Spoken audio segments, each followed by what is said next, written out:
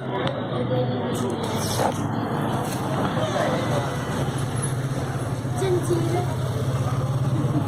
ऐसा बनवा लेते, वो बना देता धो के। वो धो देता है मशीन, तो बना देता बिना नमक। तो नमक डालो तो डालता है, डलवाओ तो। थोड़ा सा खा लूंगा, सुबह आलू खा लूंगा। वाह वाह वाह।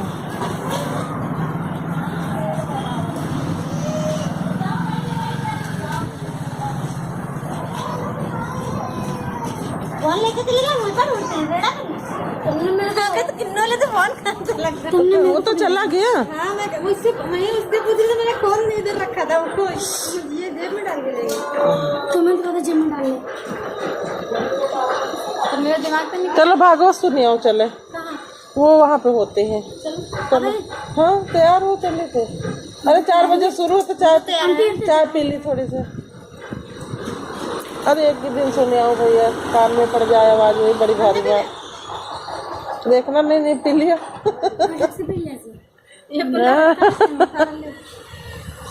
हाँ, तो मैंने आज नहीं स्टार्ट किया था, सवेरे से मैंने कहा देखते हो कि नहीं मेरा ब्लॉग।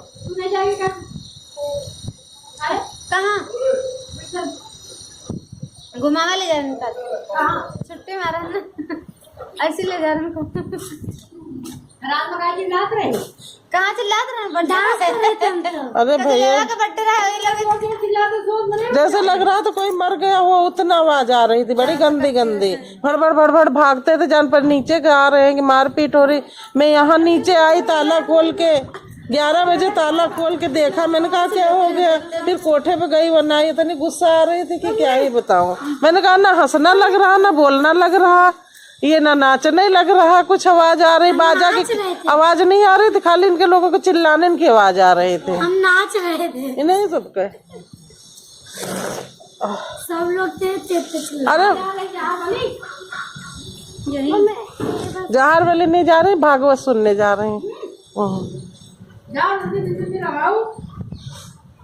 तो चाय तो पी लूं, चाय तो पी लूं। चलो मम्मी, चलती हूँ, चाय पी लूं। चलो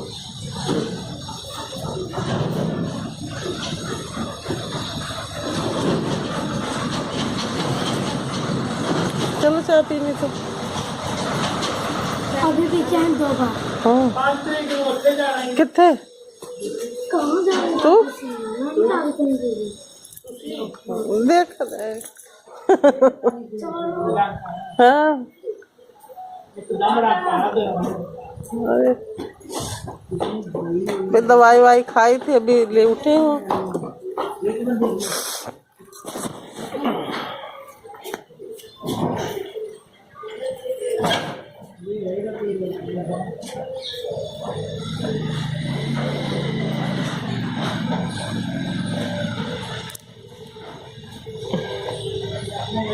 जाओ चाय पी लूं।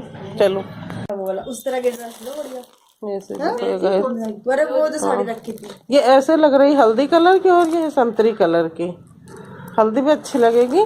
मैंने ये ले लिया है ना, ये सबकी शादी ब्याह किसी के भी पड़े पहन लो उठा के। वो वाली साड़ी जो रामू के अम्मा दी ना, वो साड़ी मुझे छोटी पड़ती पहनने में। हाँ, नहीं ब्लाउज नहीं निकालूंगी,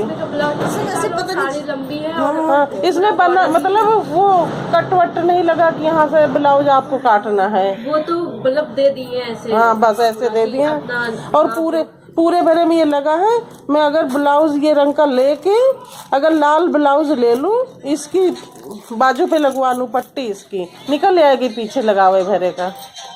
इसकी पट्टी नहीं ये वाली इतनी निकल आएगी, पीछे से उधेड़ जाएगी,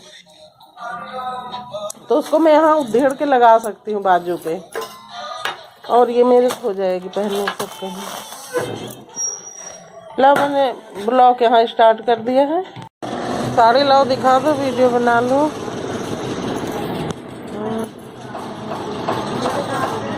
हेलो राम राम, मैं अपना सुबह शाम के 4 बजे ब्लॉग स्टार्ट कर रही हूँ। ये साड़ी वाला आया हुआ है गाइस, स्वागत है मेरे ब्लॉग में आपका।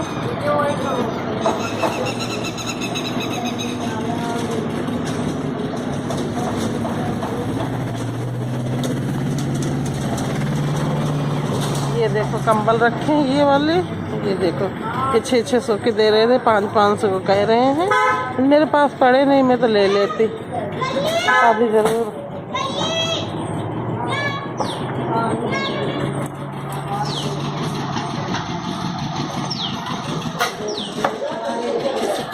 ये देखो गाइस,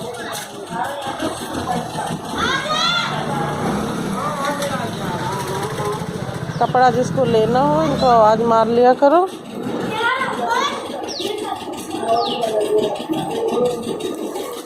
ये देख संतरे वाला भी जा रहा है। ये तो कल ही वाली है सब। नहीं हो दिखाता हूँ आपको। ये बिकते ज्यादा, अभी 4 से बेच के अभी गए 4 से किया। हाँ यह होगा, बिकता ज्यादा है। ये देख सबने हमारे किया है,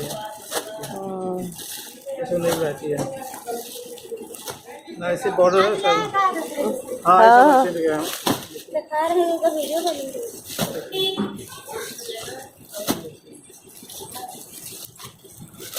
सब ऐसे ही तो हैं, बस ठीक नहीं ना। राधे भैया देख लीजिए, कोई बात नहीं है। रहने दिन को मुझे अच्छी नहीं लगती। नहीं देख रही है, नहीं मुझे पसंद नहीं है।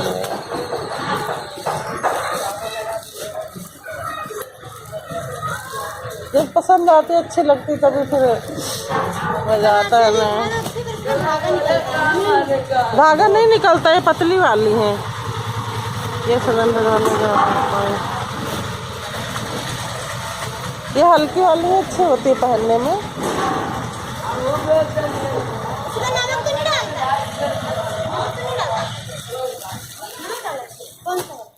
बर्थ है क्या? काहे का बर्थ है आज? अच्छा ये भी बढ़िया सब नहीं है। नहीं हमें नहीं पसंद है ये।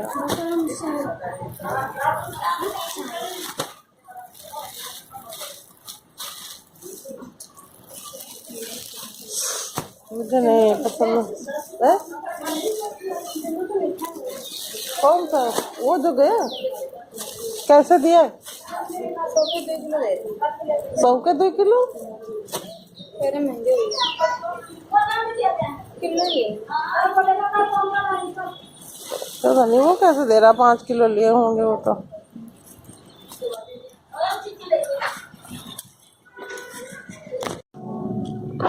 माता को भवन में चल महादेव गए, देवी बड़ी क्या हुआ?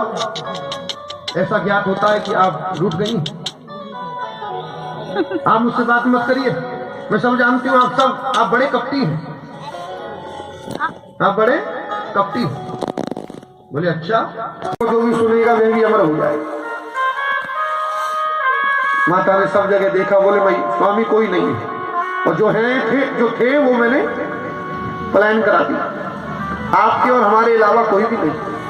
सुंदर सी व्यासपीठ बनाई, भगवान स्वयं देवादिदेव महादेव इस कथा को प्रारंभ करने लगे।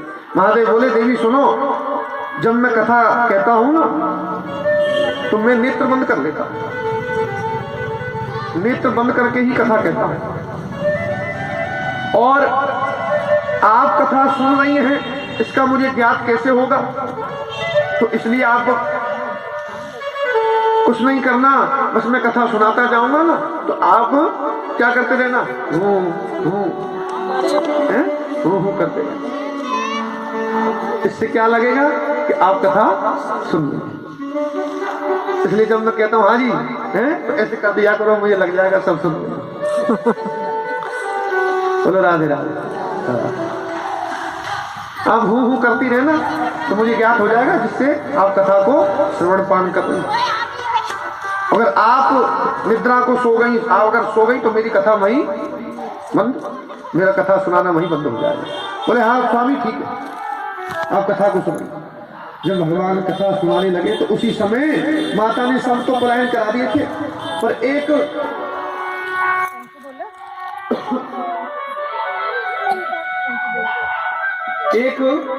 तोता का पिंड माता के भोलेनाथ के पीछे था, तो वो वहीं रह गया। गर्भवती माता तोता को गर्भ धारण करके महाराज जन्म देकर वहां से उड़ गई। अब जैसे भगवान ने कथा सुनाना शुरू किया, प्रथम दिन कथा का शुरू हुआ तो पिंड से तोता बाहर आ गया। अब रोज कथा चले, हमारी तुम्हारी तरह थोड़ी ना कथा हुई जो 3 बजे आए और 7 बजे चल दी, ऐसे नहीं कथा हुई। 7 दिन 7 रात्रि बिना उठे, 7 दिन तक ऐसे कथा हुई।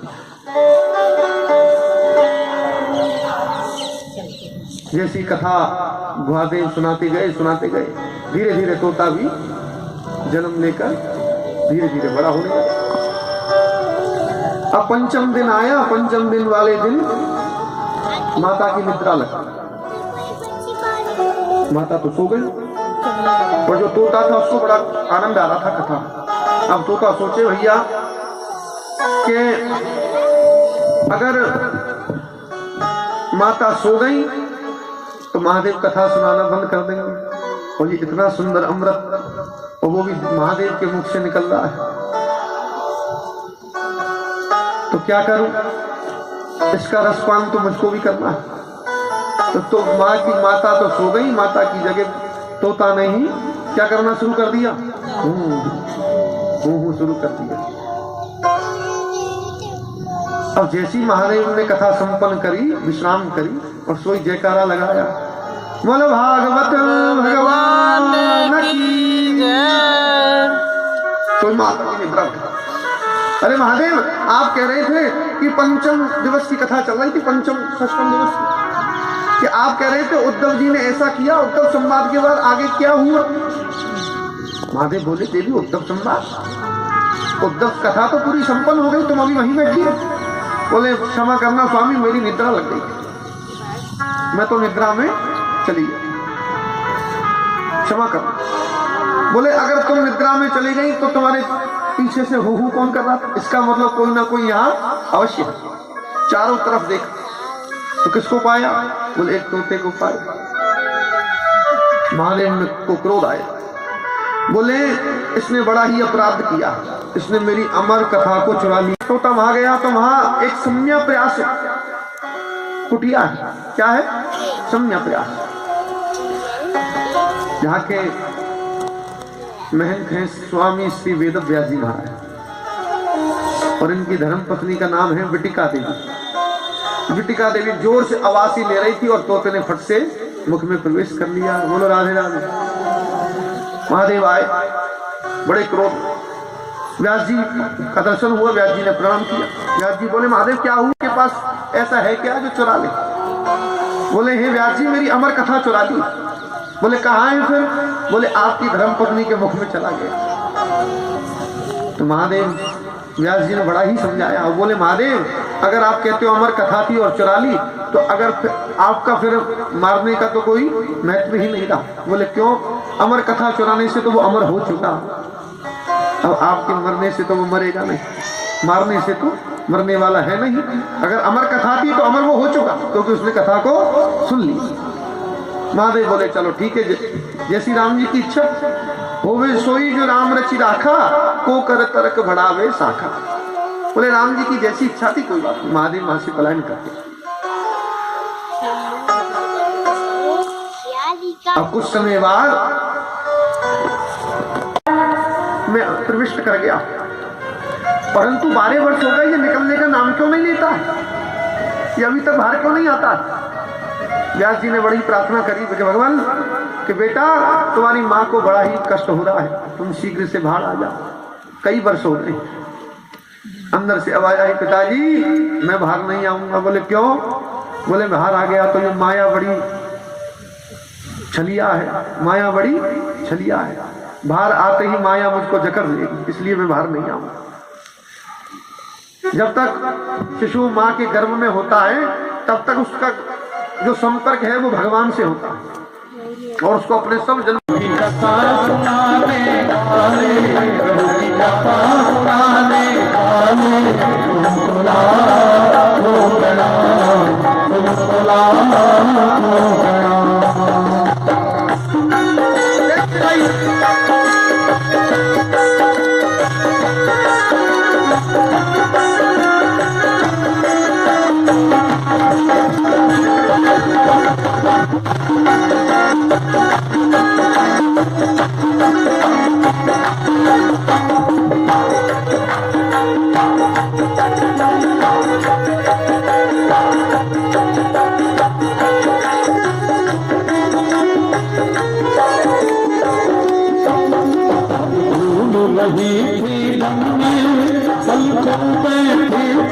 तन में भूल रहे थे मन में पल बैठे थे तन में तो नाम उठाने वाले तो नाम उठाने वाले तो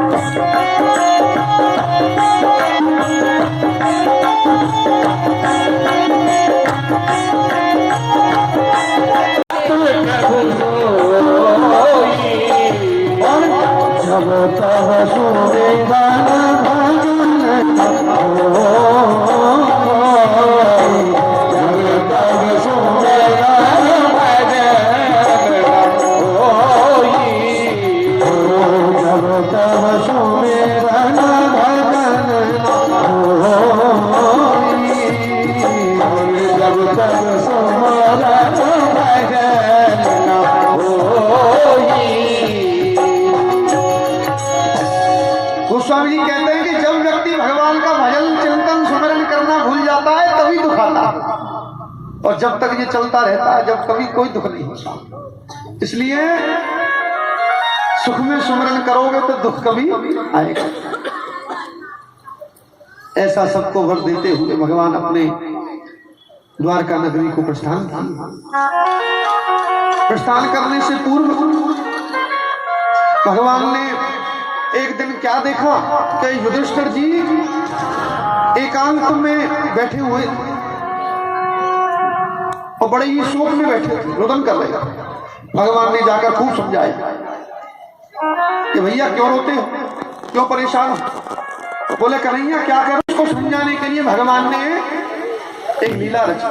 क्या कि मुझसे तो ये समझेंगे नहीं।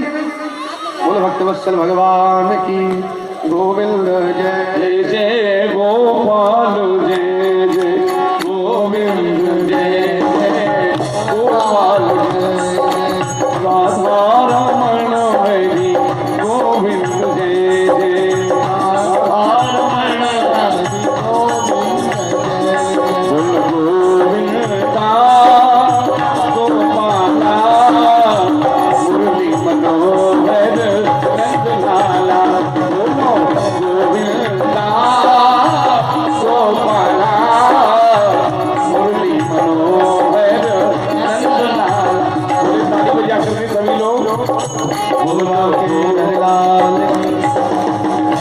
वैसे तो पंडित जी हमारे संग और यही हमारे चाचा जी आज पधारे। बोल भक्तवत्सल भगवान की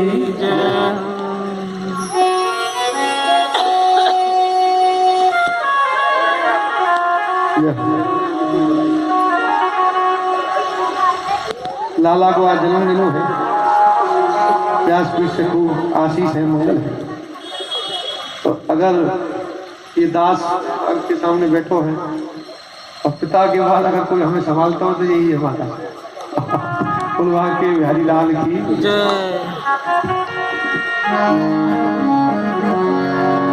तो बंधुओं बात हम कह रहे थे कि यही लीला भगवान ने जो ही उपदेश इनसे समझाए। हाँ, पितामह भीष्म द्वारा समझा। अब उत्तरायण का मेला आ गया, बस कुछ समय की कथा शेष है। जय हो। भीष्म पितामह की बात चली, पंडित जी रूप में पधारे हमारे। जय हो। बोलो भक्तवत्सल भगवान की जय।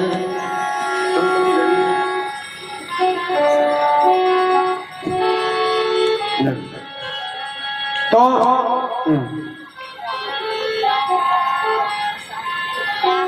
सभी पांडवों को द्रौपदी के सहित भगवान जहाँ पितामह भीष्म सैया पर विराजित वहां लेकर वहां जाकर सभी ने पितामह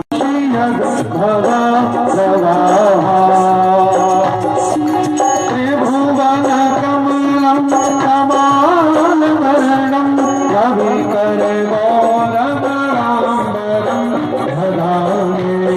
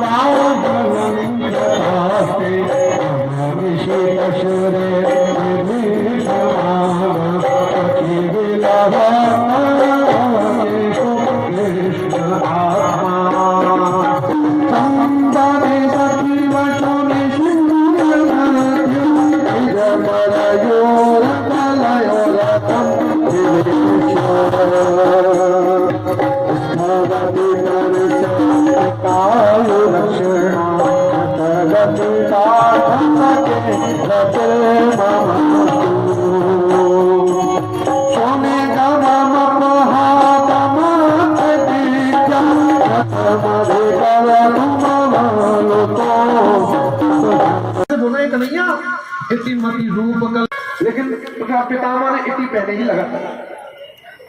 किसी भी लेखन को लिखते समय जो इति शब्द है वो अंत में लगाया जाता है।